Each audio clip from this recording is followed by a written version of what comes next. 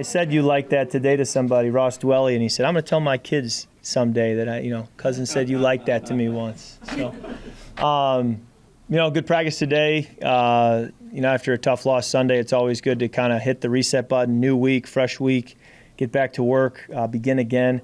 And that's what we did. Good energy. Guys were ready to go.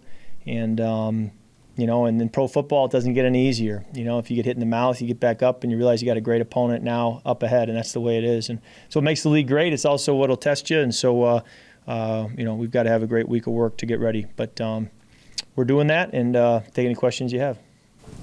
Kirk, sorry, was trying to get out Monday for the event. Yeah, all good. Tell Yeah. us about, doing the work to help the, smoke, Sure. The smoke detector. Yeah. And the folks said, how was that on Monday? And did you do the community thing on Tuesday, too? Yeah, we did. Yeah, it was a great event on Monday. Kidda has the Cause for Alarm campaign right now, and they're partnering with Home Depot to be able to raise awareness about fire safety and having a smoke alarm that's the batteries are up to date, that are installed correctly, and they're going to do their job, and then to have kind of an exit plan for your family to be safe. So wanted to get that message out. And then Tuesday we did the packed a lot of food and put it in boxes to put on pallets to go to Augusta to help people who have been affected from the hurricane. So that was good, as a team to kind of do that. And they made it competitive, which was smart. So they put us in 3 groups, Team 1, Team 2, Team 3. I was in Team 3, and Team 3 did win. So we were all high-fiving, and I got a new respect for D'Lo Malone. He was I was carrying the boxes from the end of the assembly line to the pallet, and I started carrying like 2 at a time, and then I was like, I could probably do 3. D'Lo was carrying 4 at a time every single time. I thought, man, this guy's a worker. So a lot of respect for him, but Team 3 forever. So All right, there you go. Team 3. How's preparation going for the Bucs? They got Winfield back, and it's y'all just like saw a couple weeks ago. Yeah, I think you said it. It is a little unique playing somebody so quickly again. I think it's also different when you add a player of his caliber, Cansey's caliber, at 3. I think both those guys were out the first time we played them. And when you add 2 really good players like that, it certainly bolsters their defense. And so it's pro football. We've got to be ready to go. We knew in our division you're going to play everybody twice, and in this case just play them a little earlier in the year, a little quicker. But played them at home. Now we got to go on the road and try to find a way to get a win any way possible. You said Sunday that performance could galvanize the team forward, and to the point of what you were talking about at the very beginning when you walked in, what are some examples of ways that you have seen guys maybe specifically have the right mindset coming out of that? Mooney, locker buddy, he made a comment as we were heading out to practice. He said, "What's the date today?" I said, "I don't know, I think it's October 23rd. He said, "Wednesday, October 23rd, 2024, we're never going to get this day again." Like, let's, he kind of was just, positive, sunshine and rainbows going into practice. So I was like, I like this. So he was ready to go. And there was a little bit of that today. Just, hey, let's go and treat this as an important day and one-on-one, and let's go do the best we can today.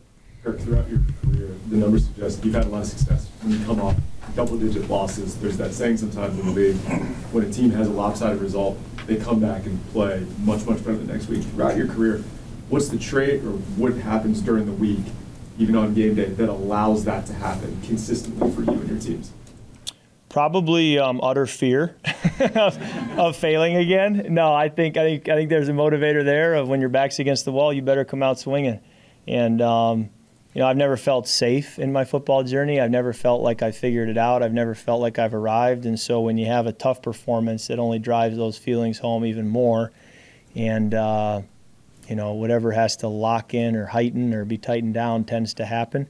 It's not usually a good feeling, and it's not something I want to have to play well, but certainly it can do that. How have you seen Kyle Pitts kind of grow in the time you've been here?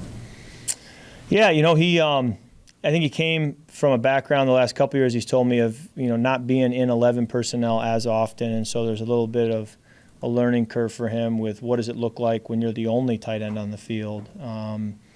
And how do you fit in the concepts and what's your role? And so he's done a nice job kind of finding that fit and showing up for us. in that role, which is probably a little bit different, although I'm sure they were in 11 still a lot. It's a little bit different from what he had been doing previously.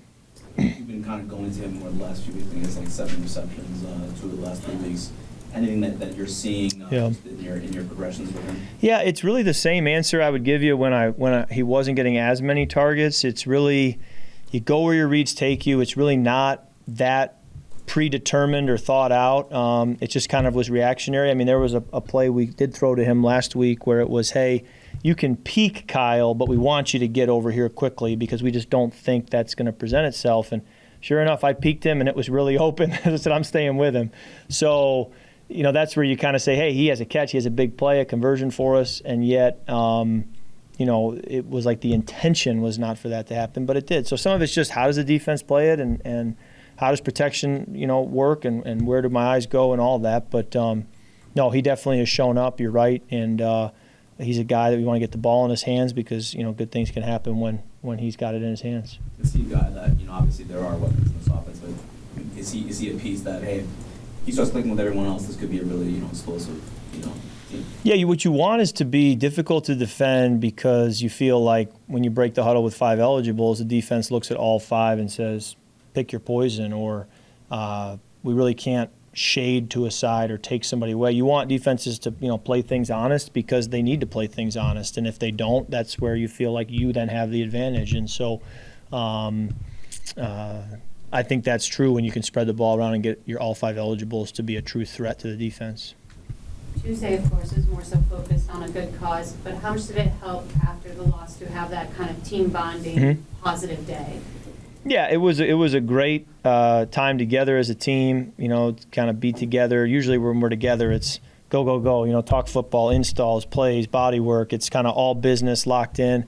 Sometimes I'll come home from work and my wife will say, did you know it was somebody's birthday? And I'll say, no, I talked to them the whole day, but we're just so locked in. Or did you hear about what happened with this family? And you feel bad sometimes because it's just all ball. And so when you have these community events, it kind of gives you a chance to exhale a little bit and get to know guys and crack jokes. And so it was a good time together, and I enjoyed it.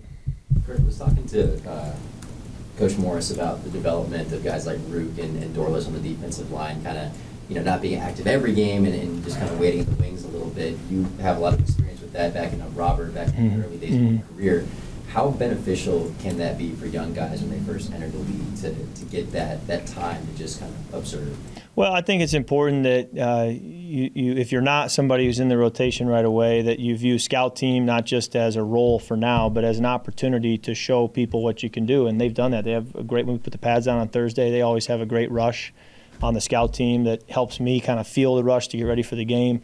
They've been doing a nice job there. They're quick. They give us the right look. They want to give us the right look. And, I always said, going back to my freshman year in college, the offensive coordinator challenged me when I was in the scout team. He said, play so well on the scout team that when we go back as coaches, and watch the tape, that we go, I can't wait to see what this guy could do someday in the game.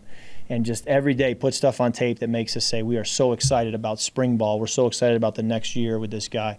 And so I always try to do that, thinking, I'm not – the coaches are on the other field right now in the college scout team, but I'm going to put stuff on tape that when they eventually watch this, they're going to say, oh, boy, we got something here. So I think that's the approach you want to take. And when you do and know that it's a marathon, not a sprint, great days are ahead. But so many of us want things to happen so fast. But when you understand it's a marathon, not a sprint, I believe good players, eventually will rise to the surface. And I think that's true of Brandon and Root. Going back to the team's response from the last one, Justin and Jesse were pretty candid about taking responsibility and pointing the fingers at themselves. I'm just curious, how their leadership kind of filters out throughout the rest of the team, especially this week. It definitely filters. When they, it's this balance, right? Of you want to come in Wednesday as a fresh start, new week, but then also you want to have this edge of what happened is not okay either. So. They do a good job of that balance of ready to work, but also understand that we have a standard that we didn't meet. And I think when you display that, people pick up on that. And I think people around them say, okay, we need to reach a higher standard. And so they are two people that our whole defense, our whole locker room looks to and will continue to look to moving forward. Kirk Bijan came in here earlier wearing Georgia gear. I saw that. Throughout your career, have you? How many times have you done something like that be a part of a college bet or something like that when your teams are playing? Ever end up on the wrong side of it? And Oh, yeah. Punishment? Yeah, I had to wear an Ohio State sweatshirt a few weeks ago. So I think that's a good punishment, the way they do that. But Michigan State this week. So that's always a big one in my world where I came from. But I have done it in the past, and there's always good rivalries here, in the locker room. And it was funny, Charlie and Bijan played video game against each other. Charlie won 30-15 or 30-16, one or the other. Then the real game score was like right there, 30-15 or 30-16. So that was kind of funny how that worked. But Bijan was a good sport about it, and that's the key. If you say you're going to do it, at least he put the shirt on and did it and was a man of his word. You've been historically very consistent on deep balls in your career. I think you and Russell Wilson are like 1 and 2 in terms of like accuracy on 20-plus. I didn't know that. throws. Thanks for gassing me up, Mark. Dropping some knowledge on you here. What is that degree of difficulty? Because that is, for Yeah, time, I wish I had a good answer for, well, this is why that's the case. I think stats are interesting as long as you can provide the why. When you can't provide the why, it's like, okay, that doesn't help me. I think the why goes back to, well, let's throw them when we think they're going to work. Let's not just throw them to throw them. So being selective or being strategic in when you throw them and seeing it correctly. I think having players who on the other side are going to finish it, where you feel like if I put it out there, it's not going to be a long foul ball. They can go track it and make the play and come down with it. I think it's being around coaches who give you chances that are going to scheme it up where you can get behind the defense. Even goes back to management, drafting people who can run and can get behind people, And then I think defenses, it would seem, are doing a better job this year than in my whole career of kind of keeping a roof on coverage and not really letting you get explosives. I think even in some of our better games, it's been kind of intermediate and just being consistent on 12-play drives. The 2-play drives with the 50-yard bomb, that's been harder to find this year for whatever reason. But hopefully that statistic can continue moving forward. We can be efficient, but you also want to not just be efficient. You want to be prolific. That's a good word right there. You want to be prolific so that you're saying, yeah, we're efficient, but we're also able to do that a lot, and put it down the field often and not just occasionally. So that's something I think we could I wouldn't say improve on, but something we could look for up ahead. Anything Russell Wilson does in particular that makes him kind of unique and different with those kinds of guys? Yeah, I think his ability to play off schedule has always been so dangerous because many times when he is off schedule, he's looking deep, or he can be looking deep. That's where sometimes where a lot of the explosives do come from. I think that's where you see the Lockett's and the Golden Tates over the years, and those guys go track the ball and make a big-time play. I go back to his days at Wisconsin. We played my senior year watching the ball go up. It was like bombs over Baghdad sometimes off schedule, and you're like, whoa. So he's always kind of had that ability to extend, and when he extends, he's looking for the big play. Anything else? So when you go into the quarterback room, do you take the helmets off and put on the tinfoil hats? It seems like the conspiracy wall is growing. Yes. So it started in training camp, because all kinds of things start in training camp. And we just kind of made a little list on the whiteboard of what are the ones that are out there. And then from there, kind of tried to discern which ones have a little more legs than others. Some of them have no legs at all, but they're funny because people bring them up and try to make them work. But, every now and then we take a break, after watching film, and we'll go grab some trail mix, and we'll just kind of kill 2 minutes talking about the latest conspiracy theory and what we think or why we don't think it's real. And then we're back to ball. Is this just like, it's a long season, you got something to decompress kind of thing? I think there's a little bit of that TJ does a really good job of not making it only about football. He's gonna, 85-15 kind of a guy, or he's gonna let you have that 15% where you talk about other things to change it up now and then, which is fun. I had a coach once who, at the end of the season, to his credit, he said, "Hey, you have any feedback for me? Any thoughts on how I could coach better?" And I said, "Well, Coach," I said, "after about 7 months, we probably didn't talk about football for like 30 seconds. So I said, I think to maybe mix it up a little bit could be a good balance." So TJ does a good job of that naturally. Is it mostly like tongue-in-cheek stuff? Like it's not, no one's really taking it too seriously. You know what? Some guys are into it more than others, and I think I had guys in Minnesota where a plane will fly over and they'll look at me and they'll be like, they're watching us, Kirk. And I would kind of go, oh, ha, ha. And then they'd look at me and be like, no, they're watching us. And I'd be like, oh, psycho.